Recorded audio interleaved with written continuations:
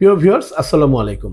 আজ আমরা আলোচনা করব কিভাবে একজন অসচ্ছল ব্যক্তি সরকারি সহায়তায় তার মামলা পরিচালনা করতে পারবেন। আইনগত সহায়তা প্রদান আইন ২০০০ এর মাধ্যমে সরকারিভাবে অসচ্ছল ব্যক্তিদের মামলা পরিচালনার একটি বিধান রয়েছে। এই বিধান লিগ্যাল এইড কার্যক্রম হিসাবেও পরিচিত। প্রত্যেকটি জেলায় একজন লিগ্যাল এইড অফিসারের অধীনে একটি প্রতিষ্ঠান রয়েছে, যেটি আদালত চত্বরে এবং আদালত ভবনেই অবস্থিত, এবং জেলা ও দায়রা জজ স্ব জেলার এই লিগ্যাল এইড কমিটির চেয়ারম্যান।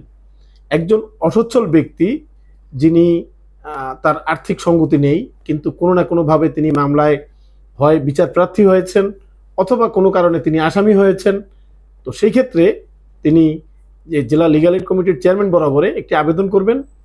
আবেদনের প্রেক্ষিতে কমিটি তার পক্ষে একজন আইনজীবী নিয়োগ করবে এবং সেই আইনজীবী তার মামলাটি বিনামূল্যে পরিচালনা করবেন।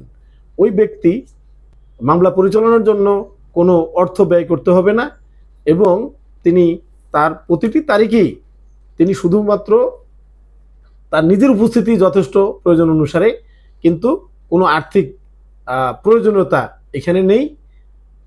এইভাবে একজন অসচ্ছল ব্যক্তি সরকারি সহায়তায় এই মামলা পরিচালনা করতে পারেন। ধন্যবাদ সবাইকে।